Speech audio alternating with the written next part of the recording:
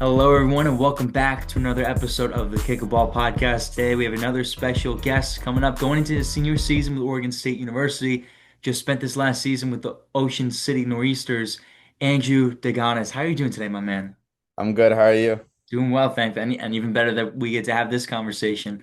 Um, Exactly. so I guess how is everything going? I know we were talking about just in our messages and getting everything going, trying to organize this kind of conversation. A bit of travel between the two of us, but how has settling back in with Oregon State looked like for you, and just getting back together with these guys? Obviously, I was really excited to come back for my last season here. Nice. Uh, this was my first time playing summer league, so I didn't know what to like expect going into it, but it turned out being even better than I expected. Over at Ocean City, they were all like really good coaches, really good atmosphere. We're like 2 blocks from the beach. Everything is like it's perfect balance between like summer as well as soccer. Um, so that was really good as like a summer thing to do. And then selling back in here, it was kind of a weird period last week because last week we had it was our second or our third preseason week, and then this week was peak week. So it was kind of balancing how do I manage, my body between all the heavy minutes I played over the summer and then being able to do the runs this week as well. Sure. But I have really good like gym strength instructors. Nice. Shout out Janie, shout out Mallory. Very Mallory good. takes care of my body a lot over the past 2 seasons here, and I'm just really lucky to have them, especially because they will help me get the push through this upcoming season here. So Yeah, huge. And I mean, look, no player ever does it all by himself. You got to exactly. have the kinds of support staff, the teammates, the coaches to be able to make it all work. Why has the fitness and the gym work been something that has come to mind with you right away, making that something that's such a high importance? Like how much of a value does that provide for the kind of player that you are? Oh, a lot. And especially not only for me, but for our team, it's all about the mentality. And that I think that really comes out the most in the preseason. So we would come in as a team, we come in early, a lot earlier than a lot of other schools do. And we do a whole month of preseason gym work, running, all of that. Um, and I think that's what really builds our mentality here at Oregon State and pushes us to become better so that when we face those tough moments in the season, that we're ready for it. So I would say it's like a huge importance here. And it plays off too. I mean, this is a kind of team that doesn't, as much as you're able to make these substitutions at half and get these guys to go back in and you're able to kind of run through some of these players really quickly. It's not quite something that Oregon State does at the rate of so many of these other teams that we see. Yep. And I mean, you saying that you guys focus on that fitness, this off the field work, doing everything that you guys can before the season even starts, I think it's really telling. I mean, the fact that even just looking at some of your numbers past season, 12 games with 90 minutes played, Mhm. it's almost unheard of for someone that runs as much as you do really on Yeah. that wing as a defender. So, I mean, it makes complete sense when you put it that way, and huge. Yeah, especially for wing back positions, just being able Yeah. to go up and down, it's a lot of running. But I think what helps a lot with the running, and yeah, the mentality is important, but you just need to like enjoy running. Like Yeah. as tough as it sounds, you just need to enjoy being able to go up and get back. You just have to like have a love for it. And I think that's what makes it a lot better. Interesting. Very nice. Yeah. I mean, it's because so I know sometimes, I mean, there's some of these systems where obviously it's the expectation where you've got to run a lot, but sometimes there's a mislapse in the communication between one of the other nines, or maybe I know there's even some wacky systems where you'll have a wing back and a winger even, and there's not quite that communication defending, and then you got to go back or some. But I mean, I see how it plays a strain on some other wing backs that I know, but I mean, I think having the mentality, like you're saying, to be able to love the work that you have to put in is Yeah. interesting. I mean, a lot of younger kids really could learn from that, I think. Yeah, for sure. I agree as well. And I think the other thing I want to ask you though too, really, at least for this summer, for this present time, is you mentioned this is your first summer playing summer ball, USL2, League FC, NPSL. You know, we really specialize in USL2, and I love the USL2 environments that they've been able to provide. But who were the first kinds of people that brought you interested in with a team like the Ocean City Nor'easters?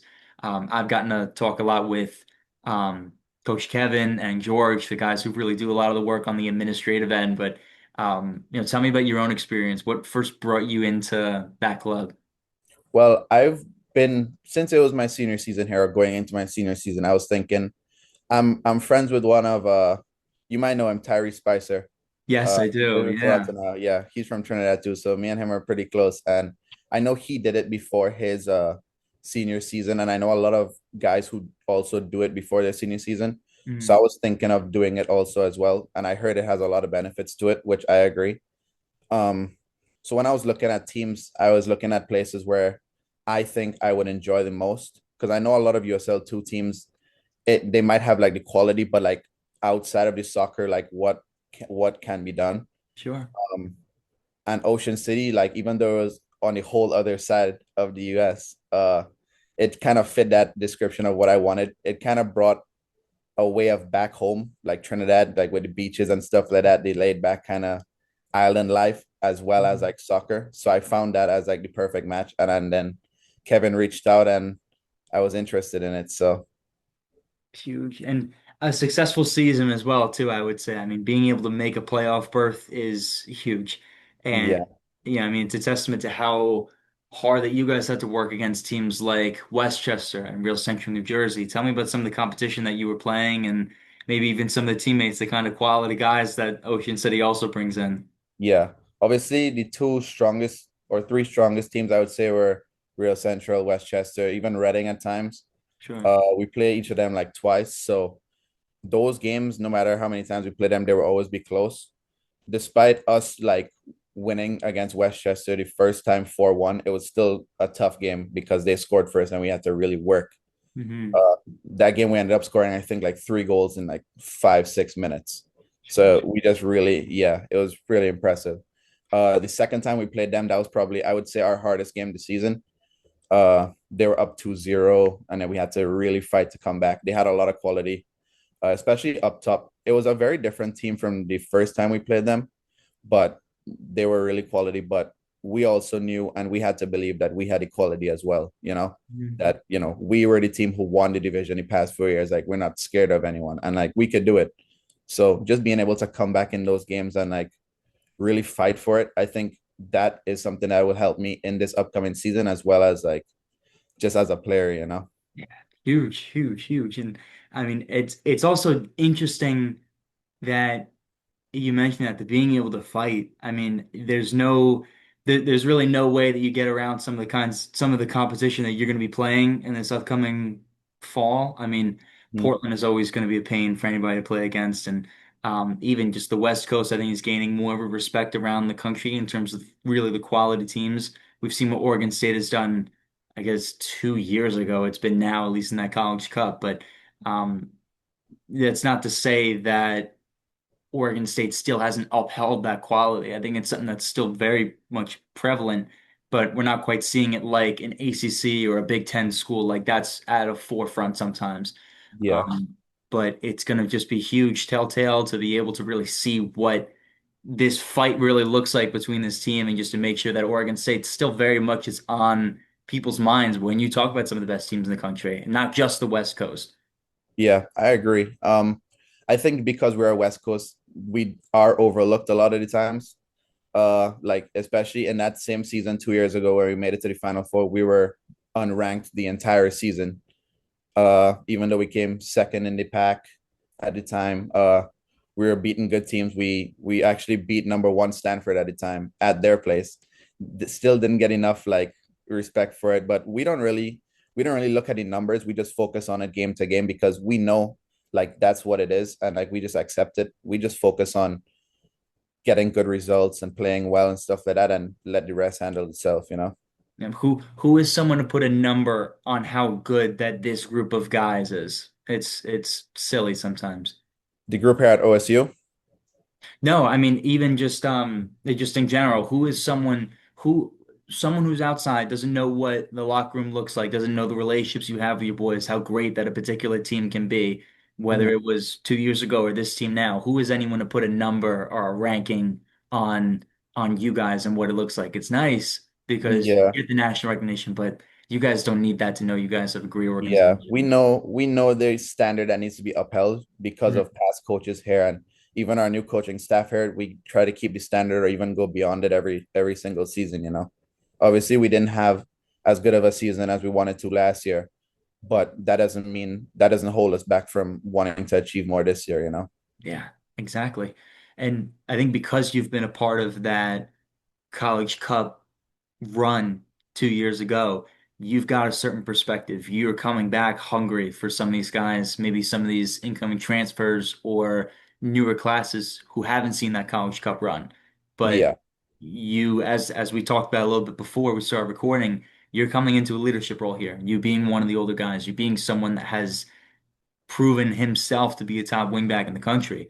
How do you make sure that you translate that message in the best way that you can, that maybe a coach can't quite express 100% of the time, but how are you able to get through to some of these other guys in this locker room?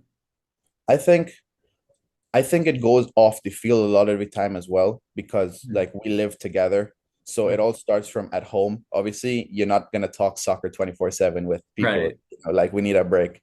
Yeah. But I think the best way to get into their heads is just by like showing them like what it takes. So whether you're doing like reps of running, for example, always making sure that you make the times, you go beyond the times, that kind of stuff, and you just play with your heart on your sleeve. Uh, I think that's what people will look up to and be like, okay, I wanna be like that. I want to play like that, you know? Just having the heart for it, I think, is what will get the guys to, you know, want to push harder as well. And as well as like holding each other accountable for when we slack. So if someone's not giving enough, we could talk to them. There's conversations that players could have with other players that coaches might not be able to have, you know, because we are the players at the end of the day. So I think those things are the most important into like showing them what the standard is and what it needs to be for us to go the long way. Huge.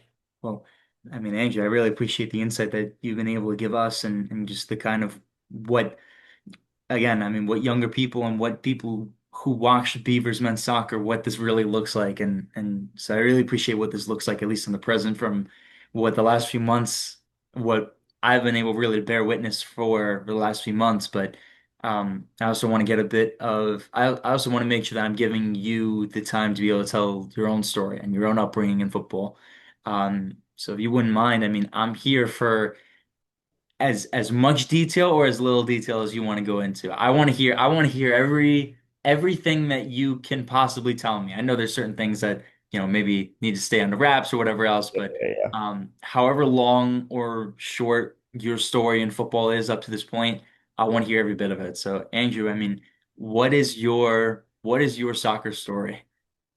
All right. Well, this goes all the way back to like 3 years old, I would say. Really? Since I Okay. could start kicking a ball, I kicked it. My dad used to play back in high school and college. He didn't come to the US for it. It was just back home. Uh, I have a family of like people who've played different sports and stuff like that, but what I call it football, but y'all Yeah. call it soccer here. That was the one that like I really like gravitated towards the most from an early age. So I'd always be kicking a ball around. I would carry a ball around the house, all that kind of stuff. Mm. I would go out in front of my house and even play. The earliest memories I have of that it would be I would have to play against like my dad and my brother, my younger brother together. And I would Okay. just I think that's when the competitiveness really showed. Like I would lose a game and then I would cry for the rest of the day. You know, like I just hated losing. And Right. I think that's what really pushed me to become better and want to win every single time I play. Mhm. Uh and that even goes until today now. Like I would lose a small sided game and I'd be really upset.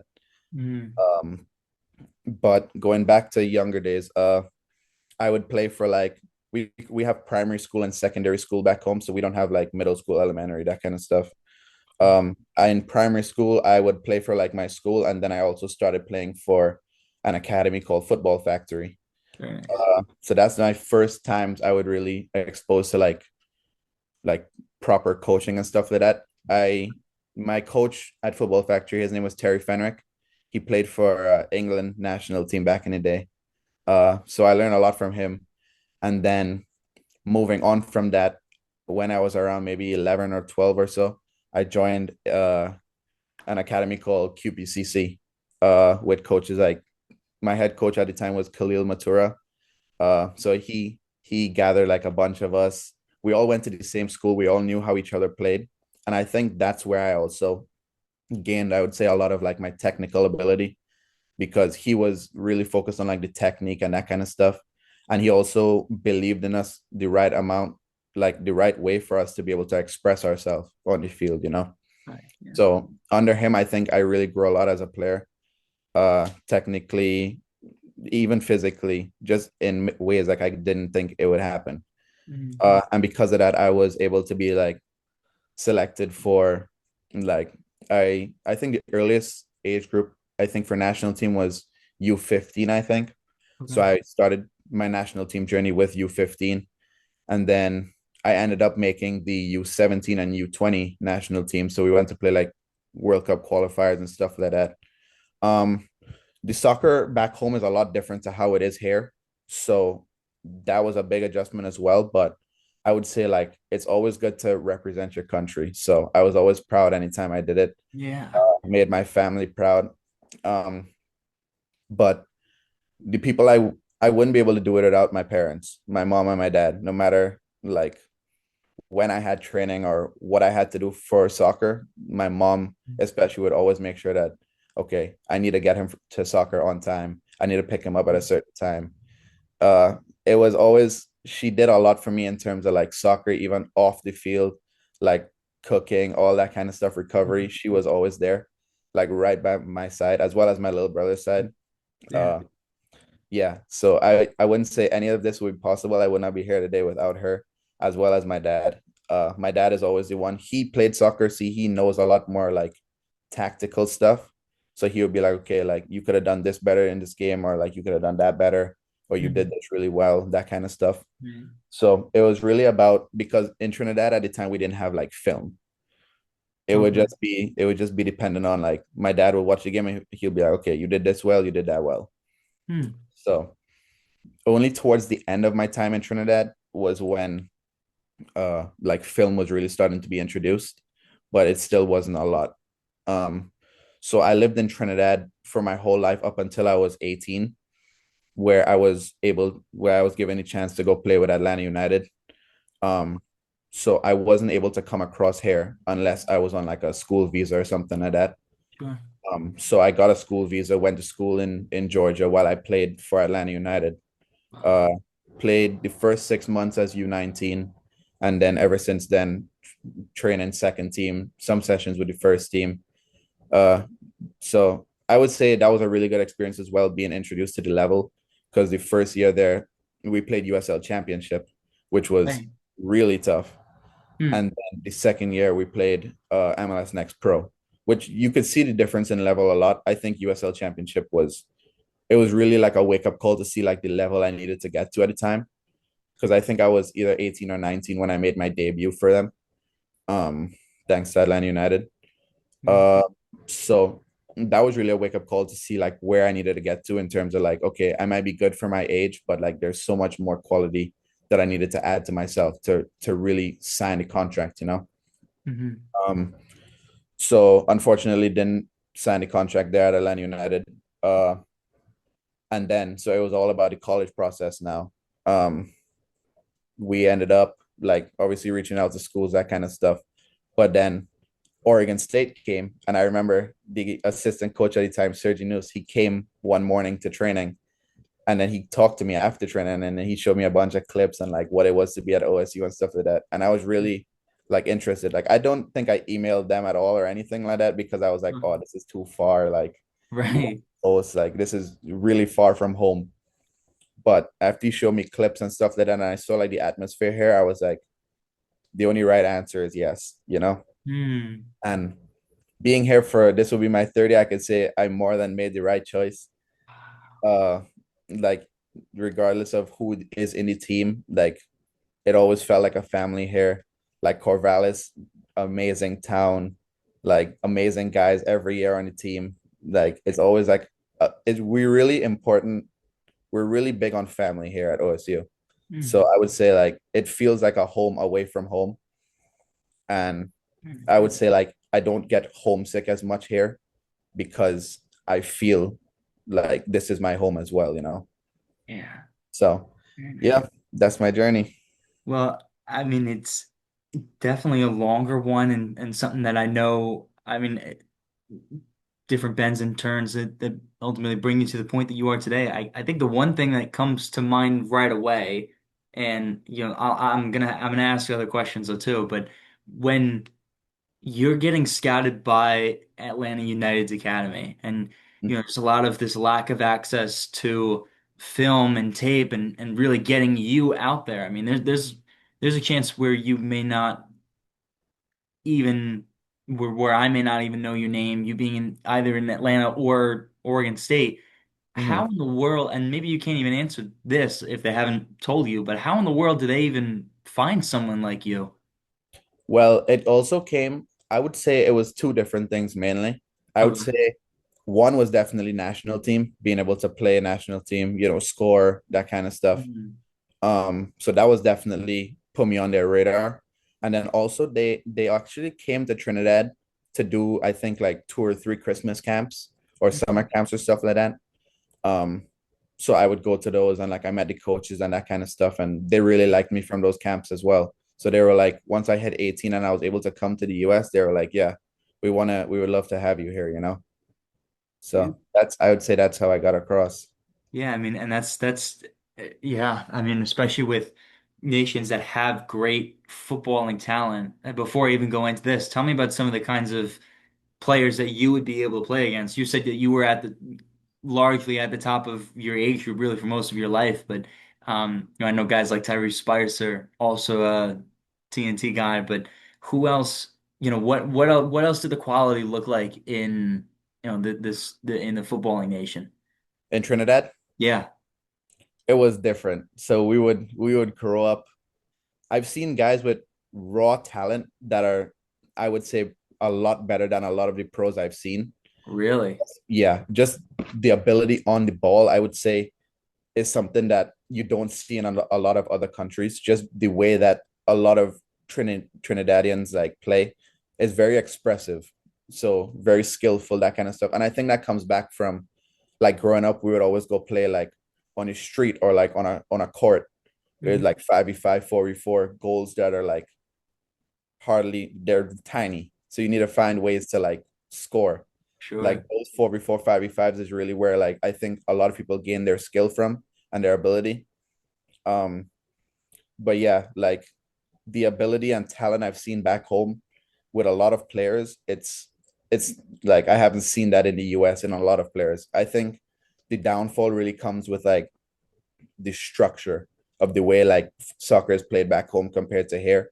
It's Hmm. hard to put some of these players into a team because they're more like natural ability rather than like structured soccer. So I would say that's where things kind of go wrong with Trinidad and like soccer compared to the US. That kind of change is kind of hard for some of us to do. Sure. And was that a difficulty that you encountered maybe when you first came to the US or first got into the college game? Oh yeah, for sure. I would say it happened the most when I first came to the US because like Uh-huh. it was right after COVID. So we weren't even playing soccer for like actual school soccer for maybe a year Huh. before I came to the US. So it Interesting. was really like a shock when I came across here and saw like the different way that soccer is played over here and stuff like that. It took a lot of adjusting to do. I would say it took like the whole 6 months from when I came. I think I came to Atlanta in August, and then only by like late December I was kind of like feeling normal again, or Sure. feeling adjusted. And then I came back the next year, and I think that was when I was like, okay, it's go time from here now. Yeah, because even you being a wing back, it's not something that you see in a 4-3-3 formation.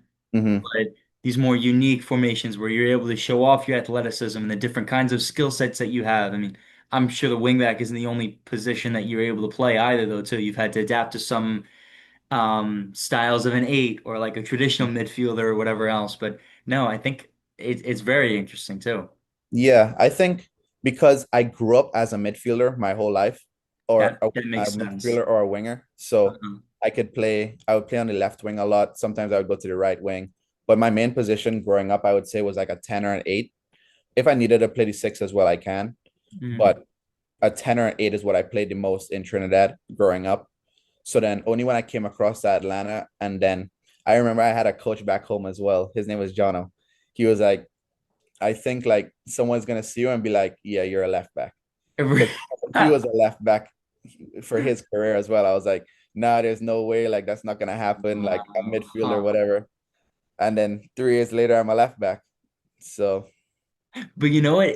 That makes sense that you put that together because I'll watch back your film and I'll see you've got a great on ball ability that doesn't quite scream that you've been a left back your whole life. So the fact that you said that you've been in midfield, it makes so much sense now. Yeah, it makes so much yeah. sense.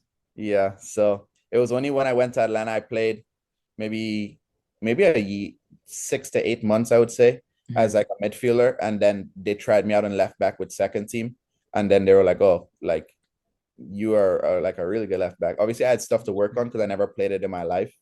Right. But I think that whole process at Atlanta and then especially coming here as a left back, it was also new to me at the time. But I think I really like grown into it and found a love for it. So Yeah, and you still have the ability to be an 8 or a 10 anyway, though. So you haven't lost this, you really haven't lost a step at that much. But man, you being a wingback on that left side is just it's fantastic. Ocean City, yeah, you see a lot of it, Oregon State too, and yeah, no, it's really been a treat to watch. yeah. Thank you so much. Yeah. So, and the other thing that I always like asking for some of the guys that you know that college soccer is able to, well, not even college soccer, but just the US system is able to bring in from different nations and really just growing the quality of the game, making just the co quality of competition that much better. But when you first came to the United States, what was your welcome to America moment? If you have one, like I know, Coming to America is a huge movie that I love, and um, he's trying to work his way around Brooklyn and trying to figure out what the hell is even going on. Like, did you have that moment where maybe you see the yellow school bus or anything else? Was there anything of that sort for you? Yeah, I would say there was a lot, to be honest. Really? Okay, I want to hear Uh, it. Oh, so I came over with my family first because they were the ones that brought me across here, got it. to settle in and stuff like that. Oh, I came to the US a couple of times with my family before, but like on vacation. Sure. So it's like a little different from actually living here. Got But when I moved into my house, I was like, oh wow, like this is really nice. Like it. just even like the basic houses here are like a step up. Like people would be lucky to have those in Trinidad. So that was one thing that I had to adjust to. The food is another thing I had to adjust to. The food back home is a lot better. But you had to get used to the food here. Obviously, seeing I would ask like some really like weird questions, like the yellow school bus. I'll be like, because I've never seen that before. You Right. know, like I can't wrap my head around like, a bus just picking up people at their house or like at a bus stop and taking them to school or whatever. And then Right. another thing that really shocked me was like I saw a lot of houses, but like they didn't have any wall or fence in front of it. It was just like you could walk up to the door. And that Yeah. one really confused me because I was like, how is that safe, Because everything back in Trinidad, like everyone has like a wall or a fence or something. You can't just walk up to someone's door. So all of that, like it was like a cultural shock for sure. And Interesting. then I think that's when I started to feel like homesick and stuff like that because I was like, this is so much different than back home, but it's something I wanted to do since I was younger. So I was like, I need to suck it up and just move on. Sure, but uh, are there ways that you make sure that you bring a bit of Trinidad to the US, whether it's making traditional foods that maybe your mom would make or certain other things? Would there be ways that you would be able to bring it into Atlanta or to Oregon State? Like, have you ever cooked for anybody, any of your teammates around, or what does that Yeah. look like? Yeah, I would say I haven't made a Trinidadian dish in a while because it takes some time, but Right. I've cooked for like past teammates and stuff like that. I've made Trinidadian food, that kind of stuff. There was a spot in Atlanta that it was close to the training facility that actually served Trinidadian food. So I Nice. took some of my teammates there and they loved it, that kind of stuff. Uh even today, like the music I listen to, like all that kind of stuff. The way that I speak with like my family, you could really hear like my accent and like just the music is a lot different. Obviously when I talk to Americans now, like I've been here for 4 years, I try to Yeah. sound American. Uh People say I don't, but I'm doing as best as I could do. Uh but yeah, you'll definitely like people when they meet me, they're like, okay, yeah, like he's not from here. And then they ask, like, okay, where are you from? I'm not really sure what gives it away. It might be the way like I speak now, but it's whatever. Like I'm not gonna ever forget about where I came from, you know? Yeah, and you shouldn't. Why? Why should you have to conform to someone else's image of what you should look like? This is Yeah, how you've grown up. This is what you're proud of, and there's no shame in any of that. exactly. Yeah. Um, if you would ask me though, there's certain words. So I'm from just outside New York. Everyone thinks I'm from the Bronx, everything else, and it's like it helps out a little bit. But when I start talking about I took my dog on a walk and grabbed a cup of coffee, that's where people really hear it slip. There are Hmm. certain words that I feel like you can never really shake from an accent, good or bad. But Yeah. um, yeah, no, it's fantastic though. And I think the fact that you're able to be around, it's also it even just being able to be around um other Trinidadians is huge, having come from a different country trying to make themselves. You mentioned Tyree Spicer as well. What's your relationship like with him? Well, I played against him when I was in high school a couple years ago. Obviously, that was before any of us came to the States. Interesting. What was gonna happen? He's I think a year or two older than me, so Got I it. think I was like 15, he was maybe 16, 17 at the time. Hmm. So obviously we knew each other, but like we weren't like friends because we went to different schools, we're from different parts of the country, that kind of stuff. We just knew of each other. Um, and then when he went to college, I went to Atlanta, we started like talking more about like the college setting, the pro setting, that kind of stuff. And then we also have a mutual friend who we're both close with. So that's kind of like how we really built our relationship. And then Nice. I think it was last Christmas he came back home. Like we would go train together with a group of guys, that kind of stuff like that. So we talk a lot, and then he also gives me a lot of advice on like how to prepare for like. So before I went into OSU, he gave me advice on like what I should do or what it would look like going in. Like, don't go in scared. Like, just show yourself, express yourself. Like, be yourself as a player. Like, just be confident in the way you go in, and then everything will be fine. Interesting. So I really took that advice, and like up until the point where I came in and I was just like performing, and people were like, "Oh, like he might be one of those guys who would start like this season," you know. Yeah. And that's how it happened out. So he's always there to give me the advice. Like we talk every now and then.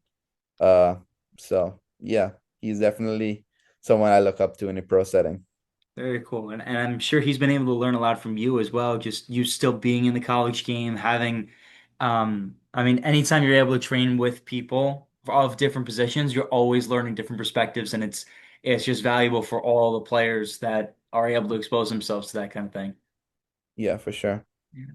So I guess moving into the time with Oregon State as well is huge. And yeah, I'd ask you maybe to shed a little bit more light on what other people maybe who haven't quite seen the fullest picture of Oregon State up to this point.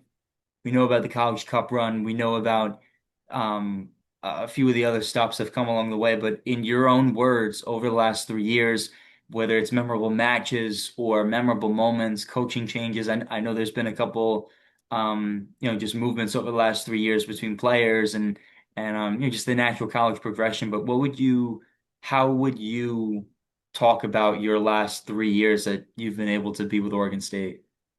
I would say number one is very welcoming here. Mhm.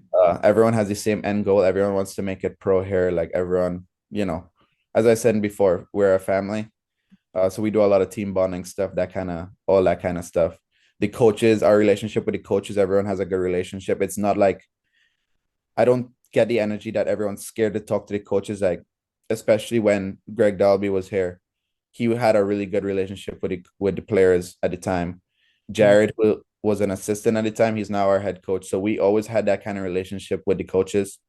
And I think that's one thing that they look for when they recruit other assistant coaches this year. Like we already have really good relationships with the assistants as well. Um, but just the atmosphere of being here is just a lot different, I think, that than you would see at any other school. Just the way we celebrate after every win, the way we work on everything when we lose. We do a lot of film, we do a lot of this, a lot of that. Mhm. Uh, I would say it's like the closest thing or one of the closest things that I've heard and that I've experienced to a professional setting. Really? Yeah, because I we do pretty much everything the pros do. Our sessions are planned out just like how a pro session in Atlanta maybe or another Mhm. like, MLS Next Pro or MLS team would be. Um, so that's the standard we maintain because they don't want the jump to be too big from college to pro. Right. So I would say, yeah, when I came here and I saw like the coaching that was being done, especially by like Coach Greg Dalby, Sergi News at the time, Jared, they would always plan out sessions that would always make you be like better as a player. They would challenge you in certain different ways, that kind of stuff. And it's all love at the end of the day. Like they may come down hard on you in certain moments, but at the end of it, like it's for a good cause. So it's just holding each other to a really high standard here is one thing that I would say about OSU. Yeah, of course. And I've heard a lot of the same sentiments between guys like Nicholas Lund, who he was my first ever interview that I got to do before doing this, and I always just check it on and see how everything's going. I know he's with Portland now, Yeah. like the Timbers 2 team. And then Dante Williams is another guy I've gotten to talk to. I've heard a lot of very similar things as well. Like every match, he's expected to be able to move forward. Logan Farrington's another guy. I mean, Enzo Newman. You know, getting to know a lot of these guys that have come throughout this program. I mean, it's just been a pleasure to be able to hear these kinds of perspectives and to see how pre-professional that a program like Oregon State really, really is. Yeah. And I think that's why we have a lot of people who go pro afterwards Hmm. because in the past years we had three last year. I think we had three the year before that. I'm not sure how many we had before that, but I know people who have been on those past teams who are pro now or have played professional. And I think it's a really good thing that your school keeps producing pros and stuff like that.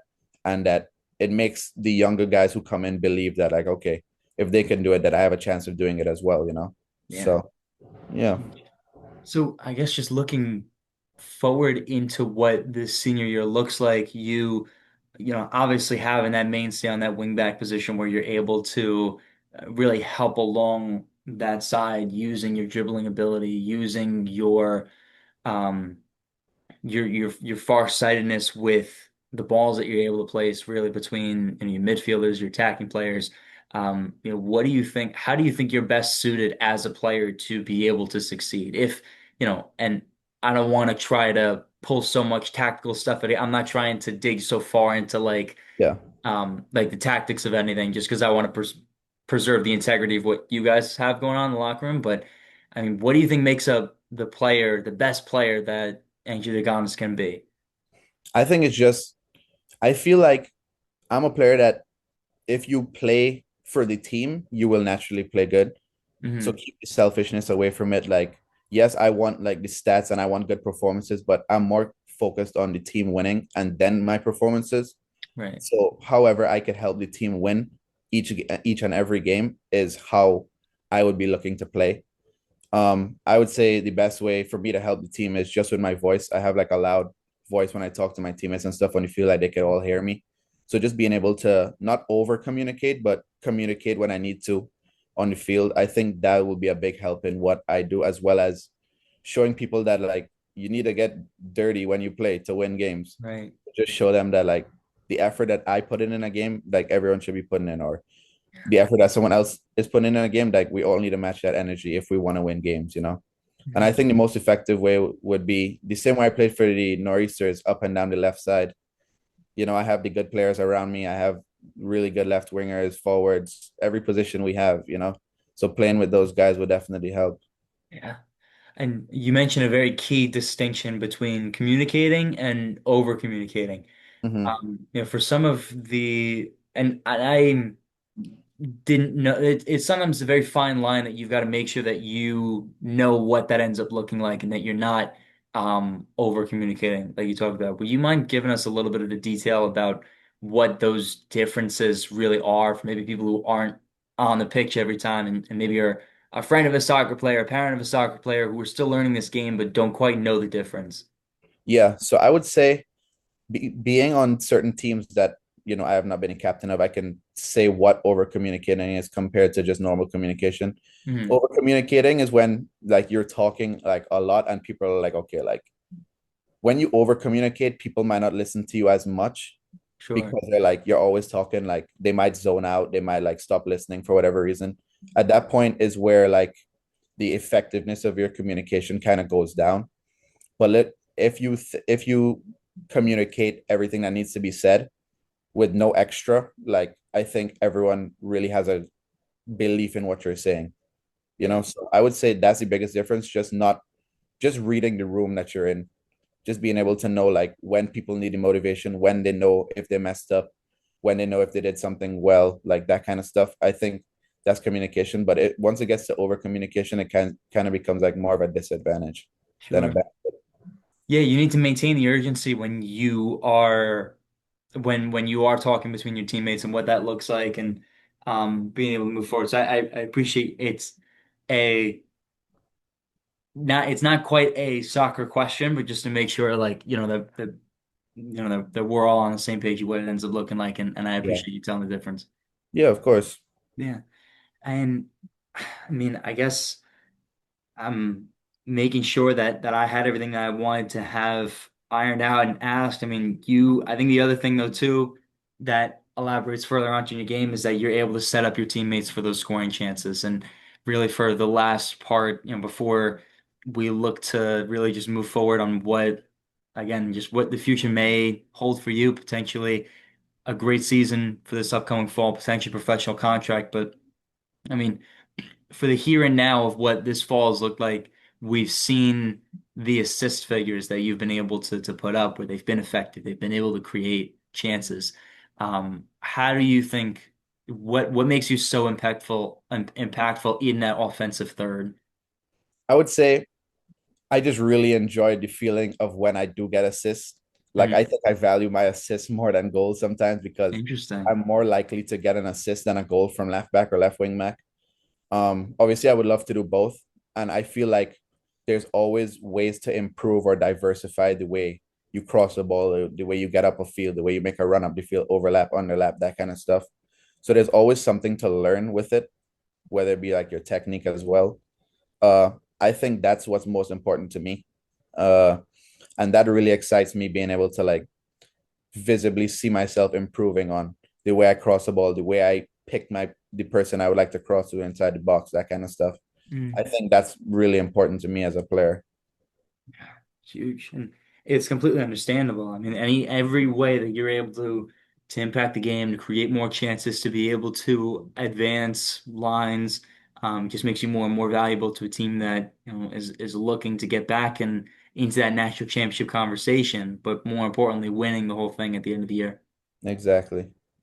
Well, Andrew, I mean, it's been a pleasure to be able to talk with you. I've asked everything that I had written out that I knew I wanted to bring up, but I don't want to cut it off just because I'm done. If there's anything else that you want to continue to talk about, anything else that's on your mind, whether it's with the national teams, whether it's Oregon State to come, I mean, I'll leave the floor to you, my friend. But it's been a pleasure talking with you, and I'm looking forward to everything that's in the near future. Thank you so much for having me. I would say, yeah, definitely look out for us this upcoming season with OSU. I don't want to jinx it or anything, but we're putting in the work and we have the quality. We more than have the quality to go all the way. So, Well, you know what? I think yeah, I mean, I think it's just going to be waiting and seeing, watching each individual match and keeping up with the season and, making sure that we're watching, but and not forgetting. I mean, yeah, how could you rule out a team like Oregon State? exactly. All right. Well, I mean, once again, enjoy the rest of your night. It was a pleasure talking with you. I'm looking forward to the season to come and just everything else that's in your soon to be future, my friend. You've got a supporter in me and kick a ball the rest of the way, and we'll be here right along watching the journey with us, with everyone else. Thank you so much for having me. Nice to meet you. Likewise, All right, have a good one. you as well.